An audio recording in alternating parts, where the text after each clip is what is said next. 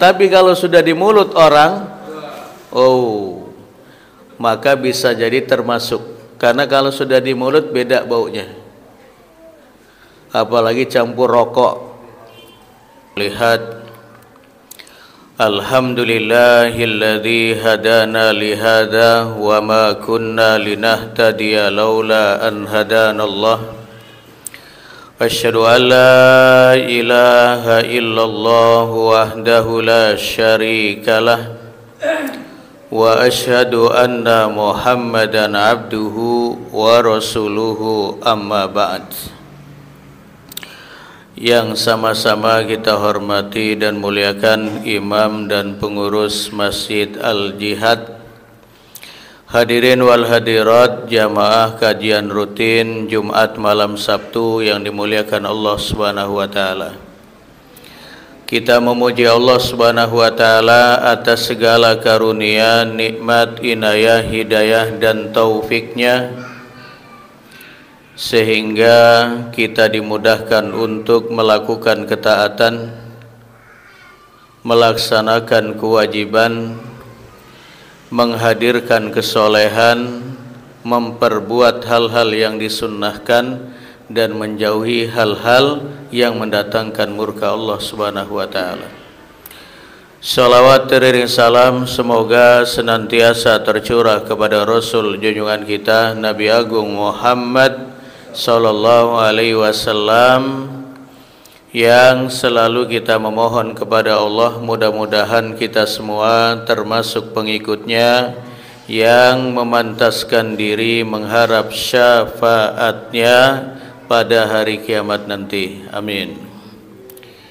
Jamaah sekalian, ngaji kita pada malam ini terkait dengan 15 adab menghadiri sholat berjamaah. 15 adab menghadiri sholat berjamaah. Rasulullah sallallahu alaihi wasallam bersabda, ahabbul biladi ilallah masajiduha. Tempat yang paling Allah sukai itu adalah masjid-masjidnya. Wa abghadul biladi ilallah aswaquha. Dan tempat yang paling Allah tidak sukai, Allah benci, Allah tidak ridhoi adalah pasar-pasarnya. Karena di pasar tempat orang berbohong, berdusta, berkata-kata culas, menipu, dan seterusnya, berlaku curang. Sebagaimana kita bertamu kepada orang yang terhormat, semakin tinggi dan mulia kedudukan seseorang, apabila kita bertamu kepadanya, maka semakin kita menjaga adab-adab, supaya kita dikatakan sebagai orang yang beretika. Apalagi kita memasuki rumah Allah Subhanahu wa taala, yaitu masjid. Maka kita harus menjaga dan memelihara adab-adab menuju rumah Allah. Adab yang pertama, bersiwak, membersihkan mulut. Rasulullah sallallahu alaihi wasallam bersabda dalam riwayat Bukhari dan Muslim, laula an asyqa ala ummati la amartuhum bisiwaki inda kulli salatin. Sekiranya tidak memberatkan umatku,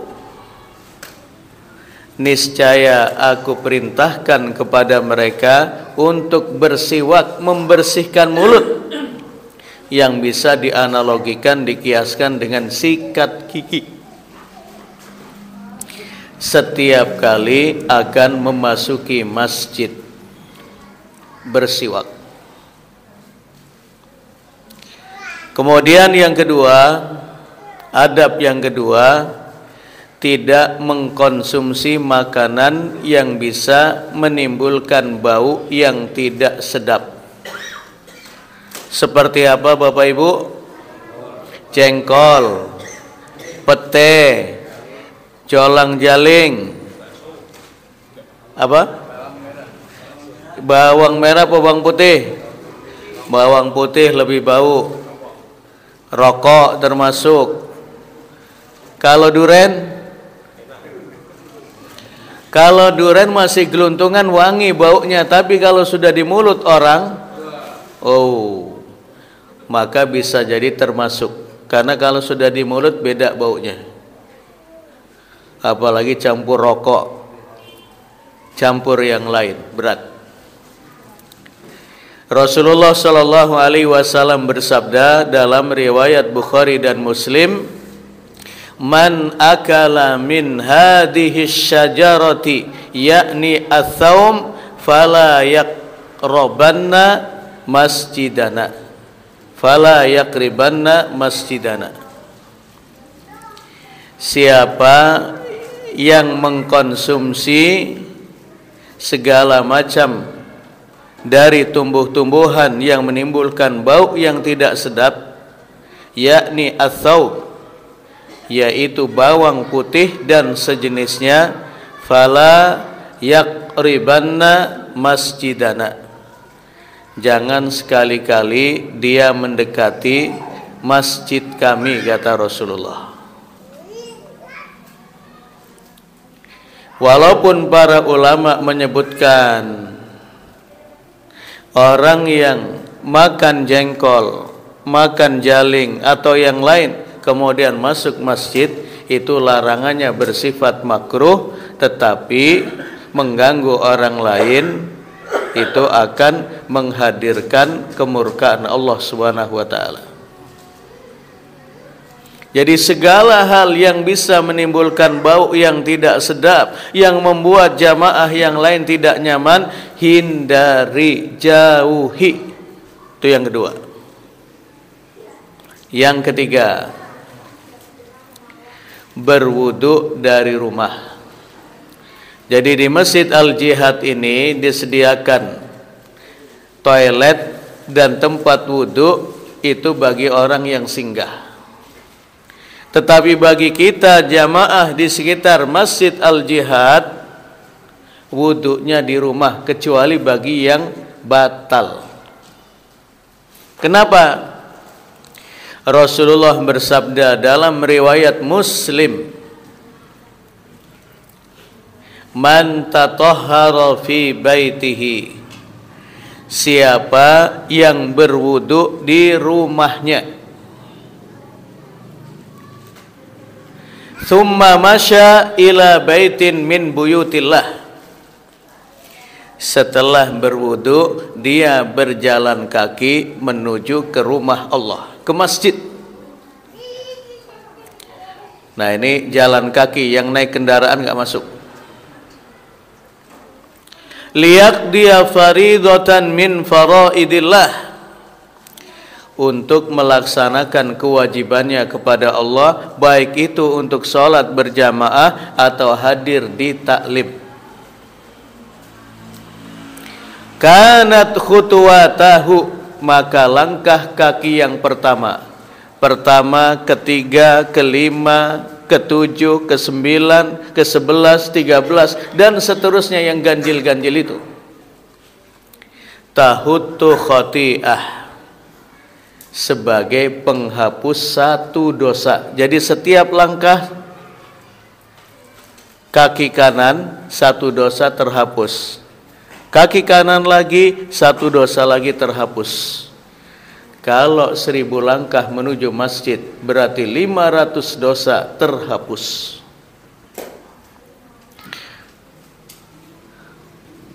Wa ukhra, dan langkah berikutnya, tarfa'u darajatan, akan meninggikan derajatnya di surga.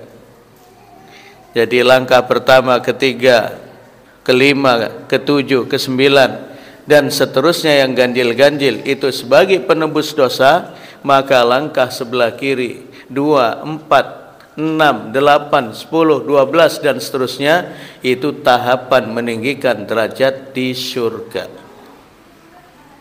Maka orang yang berwudu di rumahnya itu memiliki kekhususan di mata Allah dan mata Rasulullah sallallahu alaihi wasallam.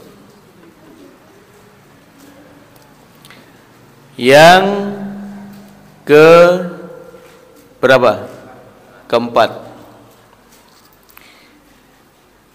berdoa ketika keluar dari rumah. Dengan berdoa, Bismillahi tawakkaltu ala Allah, la haula wala quwata illa billah.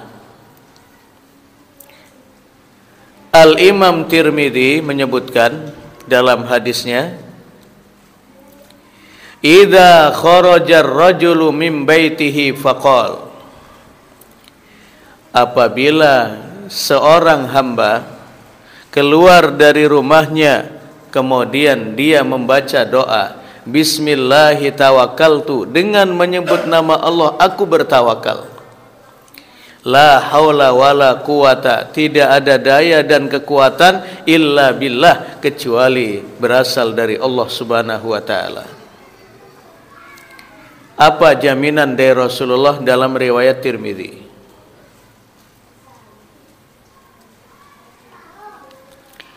Yuqalu lahu hina idzin, maka malaikat akan berbisik kepada dia, hudita wa kufita wa wukita, engkau selalu berada dalam hidayah Allah Subhanahu wa taala, engkau selalu dicukupkan kebutuhannya dari Allah Subhanahu wa taala, dan engkau selalu mendapatkan penjagaan dari Allah Subhanahu wa taala. Fatanaha lahu syaitan, syaitan pun akan menyingkir.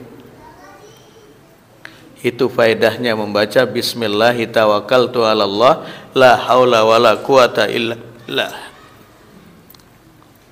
Selalu berada dalam hidayah Allah, segala kebutuhan dan keperluannya Allah cukupkan. Dan yang ketiga, akan mendapatkan penjagaan Allah Subhanahu wa taala, baik penjagaan Allah secara fisik, terhindar dari mara bahaya, kecelakaan dan seterusnya. Kemudian fatanaha lahu syaitan, syaitan pun akan menyingkir, artinya dijaga dari tipu daya syaitan. Imam Abu Dawud menambahkan redaksinya, yaqulu syaitanu li syaitanin akhar, ada setan yang berkata kepada setan yang lain, kaifa laka bi rajulin qad hudiya wa kufiya wa wukiya, bagaimana engkau bisa menggoda, menggelincirkan seorang hamba ini yang sudah mendapatkan jaminan Allah hidayah, keperluannya tercukupi, dan mendapatkan penjagaan dari Allah Subhanahu wa ta'ala. Jadi penting Bapak Ibu membaca doa ini. Kita sejak TK, TPA dulu sudah hafal. Maka hafalan anak-anak TK dengan kita berbeda. Kalau anak-anak TK itu hanya menghafal, tidak tahu manfaatnya, bagi kita yang ngaji di Al-Jihad tahu doa itu untuk apa. Ternyata supaya senantiasa berada dalam hidayah Allah, agar segala keperluan kita Allah cukupkan, tidak perlu harus ngutang-ngutang kepada orang, apalagi minta-minta. Kemudian akan mendapatkan penjagaan dari Allah Subhanahu wa taala, baik secara fisik ataupun dari godaan syaitan. Itu yang keempat. Yang kelima, pada saat berjalan dari rumah ke masjid, pada saat naik kendaraan dari rumah ke masjid, jangan lupa lidah kita membaca zikir. Seperti dalam riwayat Abu Dawud, Allahumma ja'al fi qalbi nuran. Ya Allah, jadikan hatiku ini dipenuhi cahaya. Kenapa? Karena hati yang sudah dipenuhi cahaya, hatinya penuh dengan keikhlasan dalam beribadah dan beramal. Jauh dari kata riya dan sum'ah, jauh dari kata ujub, takjub kepada diri sendiri, jauh dari kata hasad, iri, dengki kepada orang lain, jauh dari kata kiber, sombong, takabur dengan apa yang kita punya, jauh dari kata su'udzon, berburuk sangka kepada orang. Dan hati yang dipenuhi cahaya mudah memaafkan kesalahan orang. Karena ada sebagian orang yang sulit memaafkan kesalahan orang itu, bahkan sudah puluhan tahun masih ingat terus orang itu yang pernah melukai hati ini, sampai sekarang masih membekas, sulit dihilangkan. Itu tanda hati yang jauh dari cahaya. Oh, saya kalau hari ini, malam ini pengen gak ngaji lah, karena kalau ada bapak yang suka duduk di pinggir pintu itu ada, saya jengkel mulu tampilannya. Hatinya gak bersih, memendam dendam kepada orang. Waja'al fi lisani nuran, dan jadikanlah ya Allah lisanku ini dipenuhi dengan cahayamu. Lisan yang bertabur hidayah Allah, cahaya Allah, tidak pernah berkata-kata kecuali qaulan sadida, kata-kata yang lurus, kata-kata yang thayyibah, kata-kata yang baik, nasihat dan seterusnya, jauh dari kata-kata kotor. Sekarang ini menjelang pilkada itu, aduh, di media bahasanya mengumpatlah, mencelalah, menyumpahi oranglah, menyumpahi partailah, dan seterusnya dan seterusnya. Itu gambaran lidah yang tidak bertabur cahaya Allah. Ada sebagian orang yang dalam satu hari belum nyumpahin orang itu sulit tidur. Ya Allah, kalau sudah doain orang yang buruk baru tenang tidurnya. Ya Allah, mudah-mudahan tetangga yang baru beli mobil baru itu, ya Allah, mudah-mudahan dalam perjalanannya kalau keluar kota numbur tiang listrik, ya Allah. Enggak suka yang lain mendapatkan nikmat dan karunia dari Allah. Tulisan yang liar, jauh dari kata petunjuk, kerjanya mengumpat, berkata-kata kotor dan seterusnya. Waja'al fi sam'i nuran, jadikanlah telingaku ini ya Allah dipenuhi cahaya. Jadi telinga yang penuh cahaya itu dengan sendirinya menyeleksi ini layak didengarkan atau tidak. Sekarang di media itu ada model pengajian yang juga ditawarkan ada hadiah. Ada sebagian ibu-ibu yang dulu aktif ngaji di Taqwa, di yang lain, kemudian sudah beberapa bulan ini tidak ngaji, ditanya oleh temannya, kok nggak pernah ngaji lagi ibu-ibu? Kami ngaji kok di rumah lewat internet. Bahkan pengajiannya dapat duit. Loh, kayak apa ngajinya? Jadi setelah pertama itu 5 menit atau 10 menit kita mendengarkan tausiah. Setelah itu boleh mendendangkan lagu-lagu karaokean. Setiap nyumbang satu lagu dapat 10.000. Kalau dia nyumbang 5 lagu berarti sudah dapat 50.000, sehingga meninggalkan pengajian yang lain. Telinga. Padahal Ibnul Qayyim mengatakan tidak pernah bertemu, tidak akan pernah menyatu Al-Quran dengan musik. Enggak pernah ketemu. Tetapi begitulah, ada sebagian orang kalau satu hari belum mendengar rumpian, itu belum bisa tidur. Karena telinganya sudah terbiasa mendengarkan rumpian, kata-kata kotor dan seterusnya. Waja'al fi basari nuran, dan jadikanlah mataku ini ya Allah dipenuhi cahaya. Dipenuhi cahaya. Kemarin saya mendengar dan melihat di Metro TV itu ada 4 remaja, bahkan di bawah remaja lah, usianya ada yang 11 tahun, 12 tahun, 11,5, dan gak lebih dari 12 tahun. Itu membunuh gadis kecil 12 tahun, kemudian setelah dibunuh, keempatnya ini memerkosanya. Setelah diusut punya usut, ternyata terbiasa melihat video porno, mata. Makanya wajar Rasulullah menyebutkan an-nadratu sahmun min sihami iblis. Pandangan mata itu adalah panah-panahnya iblis. Bahkan ada seorang ustadz ketika saya mengisi acara wisuda Ma'had Al-Quran.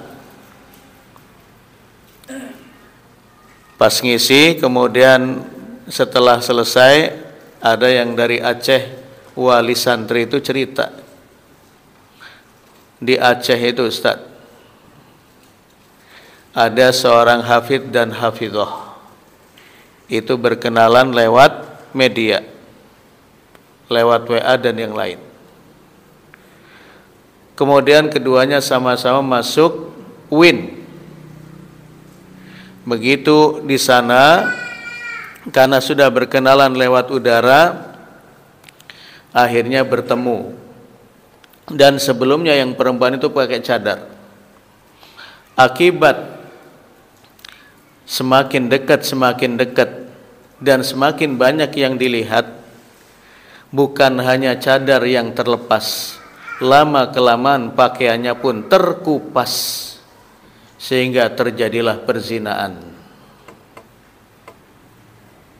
yang sempat membuat gempar karena hafid dan hafidhah. Berawal dari pandangan mata, walaupun lewat media. Maka saya terkenang dengan sabda Rasulullah sallallahu alaihi wasallam, inna aktsaru munafiqi ummati qurra'uha. Sesungguhnya orang munafik yang paling banyak terjadi pada umatku adalah justru para penghafal Al-Quran. Kenapa? Karena hafalannya hanya di bibir, hanya di lisan, tidak diamalkan dalam perbuatan. Itu pandangan mata. Maka orang yang matanya dipenuhi dengan cahaya Allah bisa memilah, bisa memilih mana yang harus dilihat, mana yang harus dipalingkan mukanya. Waja'al khalfi nuran wa amami nuran. Dan jadikanlah apa yang di belakangku dipenuhi cahaya, apa yang ada di depanku dipenuhi cahaya, wa min fawqi nuran wa min tahti nuran. wa a'dim li nuran, dan besarkanlah cahaya di dalam diri ini ya Allah. Insya Allah kalau kita ke masjid ini yang kita baca, kita tidak akan tergoda dengan apapun. Sehingga kalau hanya sekedar tawaran, Pak, Bu, ngopi dulu dong, aktif bener ke masjid, maka tawaran hanya sekedar kopi dan yang lain lewat. Kenapa? Karena sudah mendapatkan petunjuk Allah Subhanahu wa taala, baik hatinya, pendengarannya, matanya, dan yang lain, lisannya. Karena ada sebagian orang tujuannya ke masjid, ternyata nggak sampai. Karena matanya belum mendapatkan hidayah Allah, apalagi pendengarannya. Itu yang kelima. Yang keenam,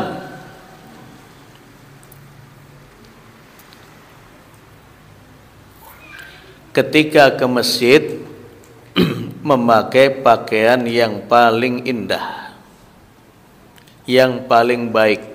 Paling baik bukan berarti yang paling baru. Allah Subhanahu wa taala berfirman di dalam surah Al-A'raf ayat 31, ya bani Adam khudhu zinatakum inda kulli masjid. Wahai anak keturunan Adam, pakailah pakaian yang paling baik setiap kali berangkat ke masjid untuk melaksanakan sholat dan ibadah yang lain. Sebagaimana kita mengunjungi rumah orang-orang yang terhormat, kadang-kadang kita memilih pakaian saja sampai berjam-jam, mana yang paling bagus, mana yang paling pantas. Tetapi kita lihat sebagian orang ketika masuk masjid justru cari pakaian yang paling remeh. Tidak. Yang ketujuh, apabila kita mendengar iqamah, tidak perlu berlari. Tidak perlu jalannya terburu-buru, santai saja seperti kita berjalan biasa. Sebagaimana tersebut dalam riwayat Muslim, idza sami'tumul iqamata famshu ila sholati bis sakinati wal waqari wala tusri'u. Apabila kalian mendengar iqamah sudah dikumandangkan, maka tetaplah berjalan dengan tenang, berjalan dengan khusyuk dan tidak tergesa-gesa. Fama adraktum fasallu, kalau sampai di masjid masih mendapatkan rakaat pertama, disyukuri. Wa ma fatakum fa'timmu, dan apa yang tertinggal, yang hilang dari rakaat, tinggal sempurnakan. Dan kita sudah mendapatkan sholat berjamaah, walaupun yang dari awal berbeda dengan yang di tengah-tengah.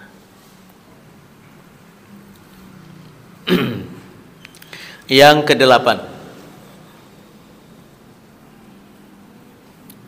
memasuki masjid dengan kaki kanan sambil berdoa. Bismillah wassalatu wassalamu ala rasulillah, Allahumma ftahli abwaba rahmatik. Dalam riwayat Tirmidzi dan Ibnu Majah. Ya Allah, bukakanlah untukku pintu-pintu rahmatmu. Rahmat ini terkait dengan akhirat. Jadi kalau kita sudah masuk masjid, upayakan yang diminta itu kebahagiaan hidup di sana, kebahagiaan hidup di akhirat. Karena rahmat inilah yang akan menyebabkan manusia masuk surga. Rahmat Allah. Karena dengan rahmat Allah kita mudah beramal, dan dengan amal soleh itu akan mengantarkan kita ke surga. Jadi kalau sudah di masjid, masuk masjid, mintalah kepada Allah rahmat dan surganya. Jangan banyak meminta untuk dunia. Kemudian yang ke-9,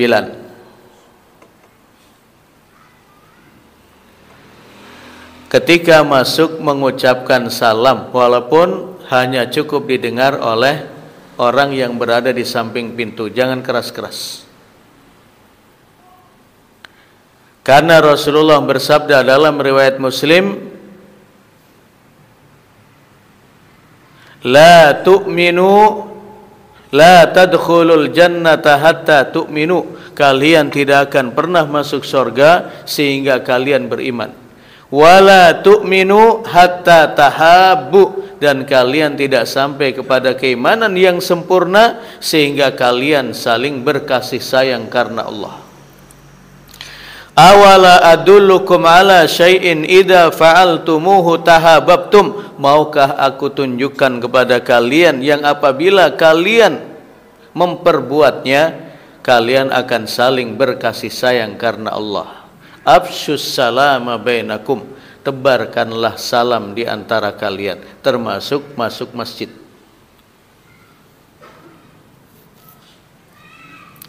Yang ke-10, setelah masuk masjid tunaikanlah salat 2 rakaat sebagaimana tersebut dalam riwayat Bukhari dan Muslim, idza dakhala ahadakumul masjid fala yajlis hatta yusalliya rak'ataini. Apabila salah seorang dari kalian masuk masjid, maka janganlah ia duduk sebelum melaksanakan salat 2 rakaat. Dan salat 2 rakaat tahiyatul masjid itu pelaksanaannya dengan ringan. Rakaat pertama membaca Qul ya ayyuhal kafirun, rakaat kedua Qul huwallahu ahad setelah Al-Fatihah. Jabir bin Abdullah sebagaimana tersebut dalam riwayat Bukhari, begitu masuk masjid melihat Rasulullah sedang duduk di depan, maka Jabir bin Abdullah menghampiri beliau untuk menyalami beliau. Tapi apa kata Rasulullah? Sholli rakaatain. Sebelum bersalaman dengan orang, sebelum menyapa hamba Allah, sapa dulu yang di atas. Sholli rakaatain, salat 2 rakaat.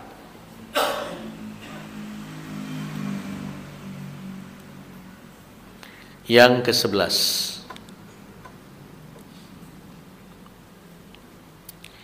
begitu berada di masjid setelah sholat 2 rakaat, sambil menunggu iqamah, banyak berdoa dan berzikir. Banyak berdoa dan berzikir. Karena Rasulullah SAW bersabda dalam riwayat Ahmad, inna du'a la yuraddu bainal adhani wal iqamati fad'u. Sesungguhnya doa tidak akan pernah tertolak, artinya dikabulkan, pasti diterima, doa yang terlantunkan antara adzan dan iqamah. Maka berdoalah kata Rasulullah. Jangan lupa berdoa, pastikan meminta kebahagiaan hidup di akhirat. Yang ke-12, yang ke-12,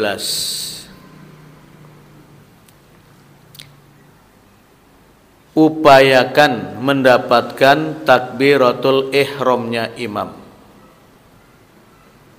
sehingga kita bisa mengatur kapan kita berangkat supaya mendapatkan takbiratulnya sang imam. Karena Rasulullah bersabda dalam riwayat Tirmidzi, "Man shalla lillahi arba'ina yawman fi jama'atin."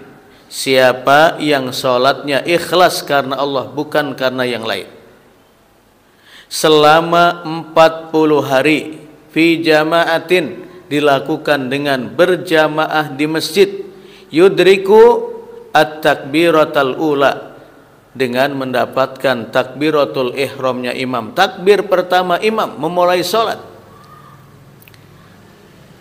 kutibalahu baro'atan, maka akan tertulis baginya 2 kebebasan. Baro'atun minan nar, dia akan selamat dan terbebas dari siksa api neraka. Wa baro'atun minan nifaq, dan akan terbebas dari kemunafikan. Luar biasa itu. Tapi syaratnya enggak main-main, selalu mendapatkan takbiratul ihramnya imam selama 40 hari. Yang ke-13, pastikan berada di shaf yang pertama. Rasulullah bersabda dalam riwayat Bukhari dan Muslim, "Law ya'lamun nas ma fin nida was saffil awal." Sekiranya manusia dari umatku mengetahui keutamaan orang yang mengumandangkan azan. Jadi orang mengumandangkan azan itu bukan main-main itu. Rasulullah menyebut dalam riwayat Muslim, "Kana atwalu a'naqa." Nanti pada hari kiamat lehernya jadi panjang. Bukan seperti jerapah, bukan. Tapi maksudnya, kata Imam Nawawi, pahalanya lebih panjang, lebih dekat kepada Allah, dan dikenal lebih taat kepada Allah. Itu di akhirat, dengan membawa pahala yang lebih besar. Wasaffil awal, demikian pula saf yang pertama.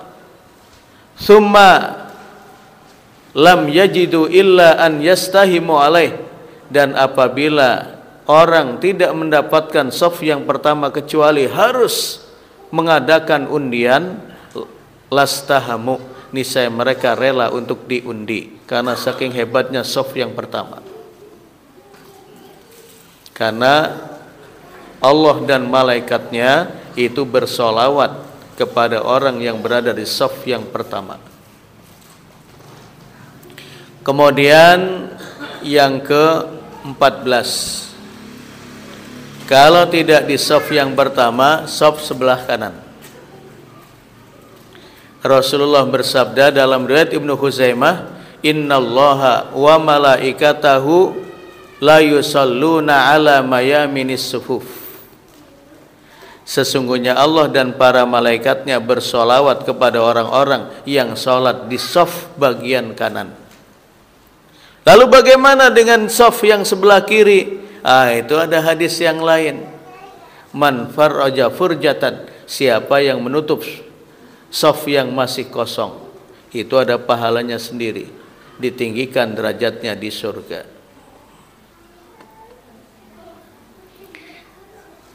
Kemudian yang terakhir, keluar masjid dengan kaki kiri sambil berdoa. Bismillah wassalatu wassalamu ala Rasulillah, dalam riwayat Ibnu Majah dan Abu Dawud. Allahumma gfirli waftahli abwaba fadlik. Ya Allah, ampunilah dosa-dosaku dan bukakanlah untukku pintu-pintu karuniamu. Jadi begitu masuk minta pintu rahmat dibuka, begitu keluar kita meminta pintu karunia Allah terbuka. Karunia Allah yaitu dunia. Rezeki diluaskan, usianya dipanjangkan, tubuh disehatkan, segala urusan dimudahkan, itu masuk dalam karunia Allah. Jadi jangan salah doanya. Begitu masuk kita mengharap rahmat Allah, begitu keluar kita mengharap karunia-Nya di dunia. Begitu. Itulah 15 adab terkait dengan menghadiri sholat berjamaah atau datang ke masjid. Mudah-mudahan kita pahami, dan setelah itu mudah-mudahan Allah ringankan dan mudahkan kita untuk merealisasikan ilmu yang kita kaji pada malam ini. Demikian, dan terakhir bagi Bapak Ibu yang mungkin mau bergabung umroh akhir Oktober, masih ada kuota 10 orang karena kita hanya 21 orang. 21 dengan saya tinggal 10 lagi. Paket 10 hari hanya 30,9. Tetapi bagi jamaah Al-Jihad ada kortingan 1 juta, cukup 29,9 setar Bandar Lampung atau Beranti. Jadi setelah itu sudah nggak ada lagi biaya keluar dari Beranti sampai ke Beranti, kecuali untuk biaya paspor dan suntik meningitis. Pesawatnya Saudi Airlines. Monggo ditunggu secepatnya kalau yang mau bergabung. Demikian sebagai informasi terakhir sebelum kita tutup, dan sekali lagi kita berdoa kepada Allah, mudah-mudahan kita termasuk orang-orang yang mendengarkan dan mampu untuk melaksanakan apa yang kita dengar dari kebaikan dan kemaslahatan untuk kita dunia dan akhirat. Hadanallahu wa iyyakum ajmain wal afu minkum. Assalamualaikum warahmatullahi wabarakatuh. هبت كالريح قوية، جبت كالنار